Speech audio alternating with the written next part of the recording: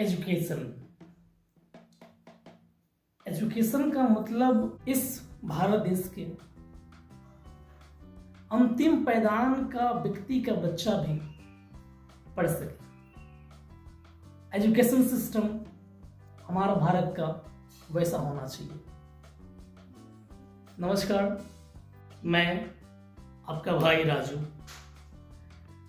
तो एजुकेशन अंतिम छोर तक पहुंचे, देश के अंतिम कोने तक पहुंचे और हर गरीब गुरबे से लेकर एक धन के मामले में या सत्ता के मामले में संपूर्ण उपभोग कर रहे व्यक्ति तक शिक्षा इक्वालिटी रूप से पहुंचे।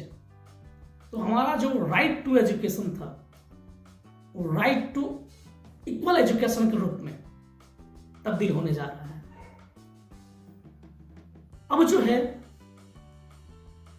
चाहे वो राजा का बेटा हो या रंग का बेटा हो, राजा शब्द से अभिप्राय में रहे कि जो बहुत बड़े व्यवसाय का बच्चा हो या जो एक निम्न मध्यम वर्ग परिवार या अति पिछड़ा परिवार हो, सारे के बच्चे जो हैं एक सिलेबस, एक करिकुलम को पढ़ेंगे और जानेंगे। अब जो है हमारी शिक्षा का जो पैटर्न है उसमें बदलाव होगा।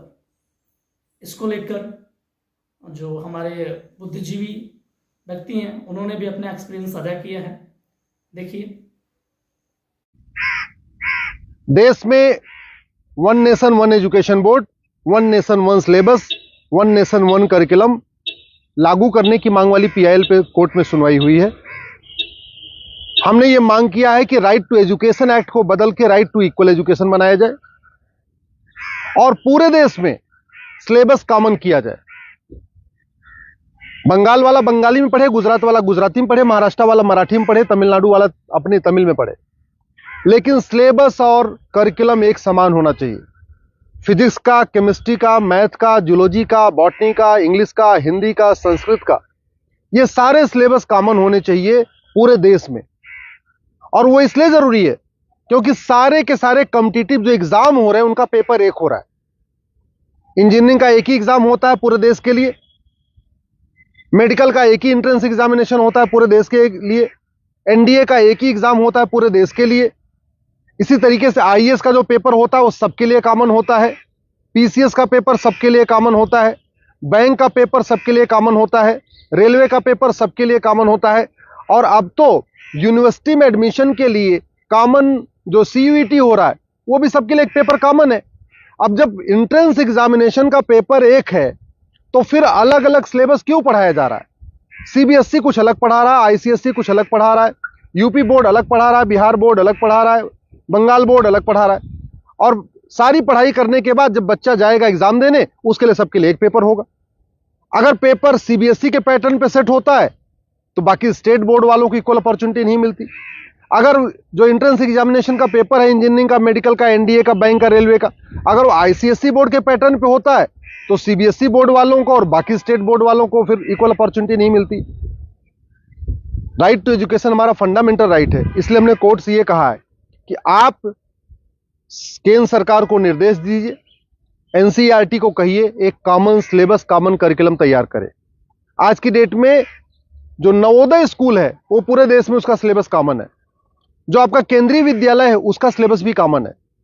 और अगर आप बाहर देखिए, अमेरिका में यूनिफॉर्म एजुकेशन है, चाइना में यूनिफॉर्म एजुकेशन है, फ्रांस में यूनिफॉर्म एजुकेशन है, जापान में यूनिफॉर्म एजुकेशन है, सिंगापुर में यूनिफॉर्म एजुकेशन है, रसिया में यूनिफॉर्म एजुकेशन है, दुनिया के कई देशों में यूनिफॉर्म एजुकेशन होता है, यानी सिलेबस करिकुलम सबका कॉमन होता है। हमारे देश में सिलेबस अलग अलग चल रहे हैं, करिकुलम अलग अलग चल रहे हैं। इसके कारण बच्चा कितना भी अच्छा हो पढ़ने में, बिना कोचिंग के वो इंजीनियरिंग क्वालिफाई नहीं कर पाता, क्योंकि वो यूपी बोर्ड का बच्चा कितना भी अच्छा हो एक्सपर्ट पढ़ने में, लेकिन पेपर जो सेट हुआ वो तो सीबीएसई के पैटर्न पे हुआ, तो फिर वो क्वालिफाई नहीं कर पाता। अल्टीमेटली उसको कोचिंग करना पड़ता है। और मैंने ये भी कोर्ट को कहा है कि ये कोचिंग माफियाओं के दबाव में ही वन नेशन वन एजुकेशन लागू नहीं हो रहा है। कोचिंग माफिया इतने पावरफुल है, इनका लगभग 5 लाख करोड़ रुपए का कोचिंग का बिजनेस है हर साल का। अगर वन नेशन वन सिलेबस हो जाएगा, कॉमन सिलेबस कॉमन करिकुलम हो जाएगा और जो पढ़ाया जाएगा यही पूछा जाएगा, तो लोग कोचिंग नहीं करेंगे। जो मेहनती बच्चे होंगे वो अपनी पढ़ाई करेंगे और उसके बाद एंट्रेंस क्वालिफाई कर लेंगे। लेकिन ये कोचिंग माफियाओं ने ऐसा सिस्टम बना दिया है कि पहली बात तो वन नेशन वन सिलेबस नहीं होने दे रहे, वन नेशन वन एजुकेशन नहीं होने दे रहे, और दूसरा जो 10वीं 12वीं में पढ़ाया जाता है वो एंट्रेंस एग्जाम में पूछा नहीं जाता, जो एग्जाम में पूछा जाता है वो 10वीं 12वीं में पढ़ाया नहीं जाता। इसका मेन ये कारण है कि कोचिंग माफियाओं ने पूरे हमारे एजुकेशन सिस्टम को हाईजैक किया हुआ है।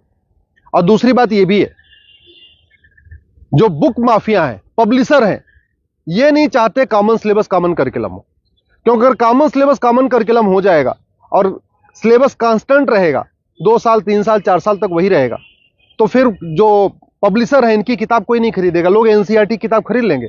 जो एनसीईआरटी छापेगा अगर वही लोग किताब में स्कूल में चलाएंगे तो एनसीईआरटी किताब 100 रुपए की मिलती है, प्राइवेट पब्लिशर उसको 500-1000 रुपए की बेचते हैं।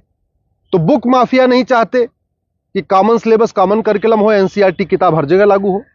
कोचिंग माफिया नहीं चाहते यूनिफॉर्म सिलेबस हो, यूनिफॉर्म करिकुलम हो, वन नेशन वन सिलेबस हो।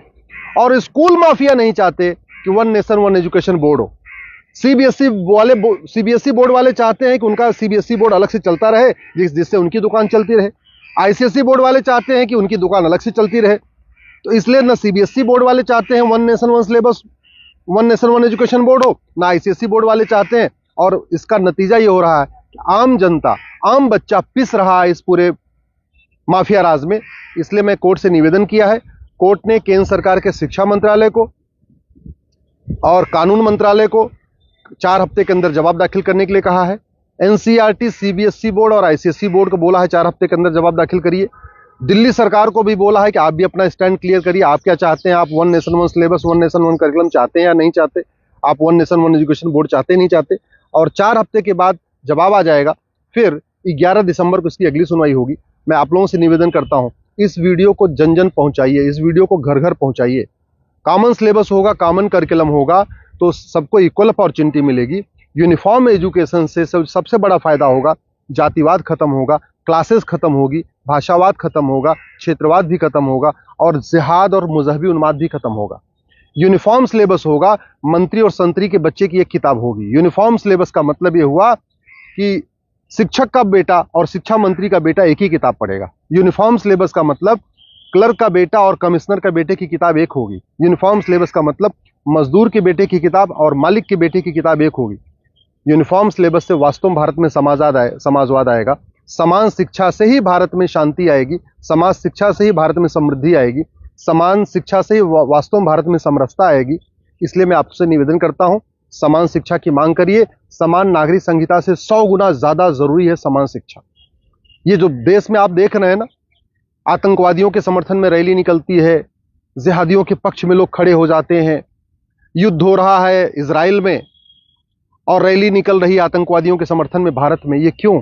क्योंकि यहाँ मैकाले शिक्षा चल रहा है, मदरसा शिक्षा चल रहा है और मिशनरी शिक्षा चल रहा है। ये मैकाले शिक्षा खत्म होनी चाहिए, मिशनरी शिक्षा खत्म होनी चाहिए, मदरसा शिक्षा खत्म होनी चाहिए, सीबीएसई आईसीएसई बोर्ड खत्म होना चाहिए। केवल एक देश एक शिक्षा बोर्ड यानी भारतीय शिक्षा बोर्ड होना चाहिए और वन नेशन वन सिलेबस यानी पूरे देश का सिलेबस एक समान होना चाहिए। उसी से भारत में शांति होगी और समृद्धि होगी।